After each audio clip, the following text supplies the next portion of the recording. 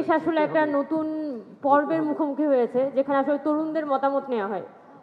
তো এতদিন আমরা যারা বিভিন্ন ইউনিভার্সিটিতে পড়তাম, আমরা হয়তো দেখা যাচ্ছে রাষ্ট্রবিজ্ঞান নিয়ে পড়াশোনা করেছি, দেখা যাচ্ছে সোশ্যোলজি নিয়ে পড়াশোনা করেছি, আমরা হয়তো বায়োকেমিস্ট্রি নিয়ে পড়াশোনা করছি, কিন্তু রাষ্ট্র কখনো আমাদেরকে জিজ্ঞেস করে নাই যে আমি কি ব্যবস্থা নিতে পারি, আমাদেরকে একটু সাজেশন দাও।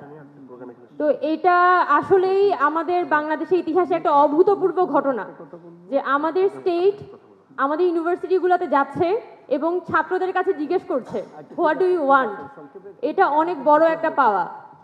আমি জানি না যে আমাদের যে নির্বাচনী সংস্কার কমিশন বা বিভিন্ন সংস্কার কমিশনগুলো হচ্ছে, তারা পরবর্তীতে কি রিপোর্ট পেশ করবে এবং সেটার ভিত্তিতে কী বা ব্যবস্থা নেওয়া হবে।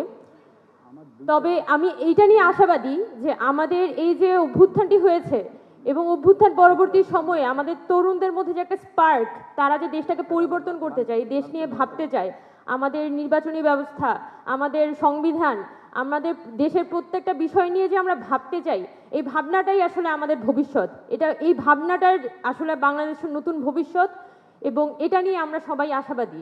এটা নিয়েই আমাদের ভাবতে হবে যে আমরা যারা তরুণরা আছি তারা আসলে জেগে উঠেছি, এবং আগামী যত সময় আসবে কোনো সরকারকে আমরা পুনরায় ফ্যাসিবাদী সরকারে পরিণত হতে দিব না।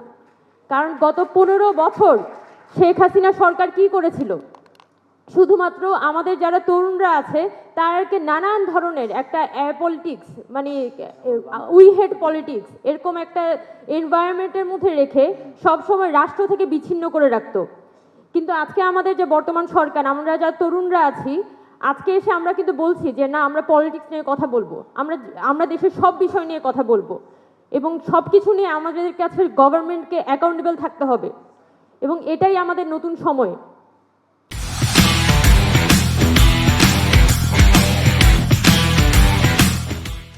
তো আমি এটাই বলতে চাই যে আমাদের সামনে অনেক চ্যালেঞ্জ।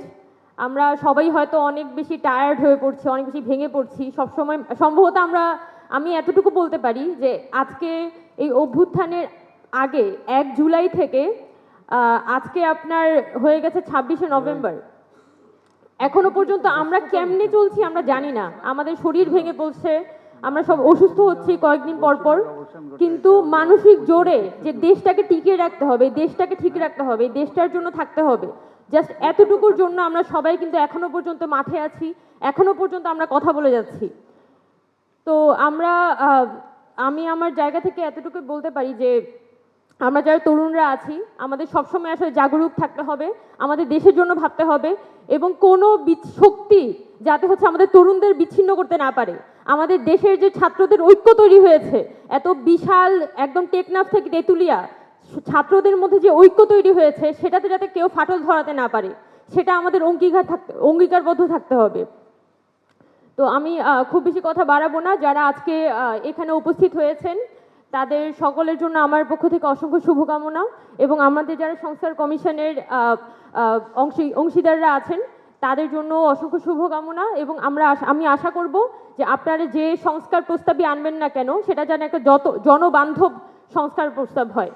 জনবিচ্ছিন্ন সংস্কার প্রস্তাব দিন শেষে এটা কিন্তু জনগণের আদালতে আজকে না হোক 20 বছর পরে খারিজ হয়ে যাবে।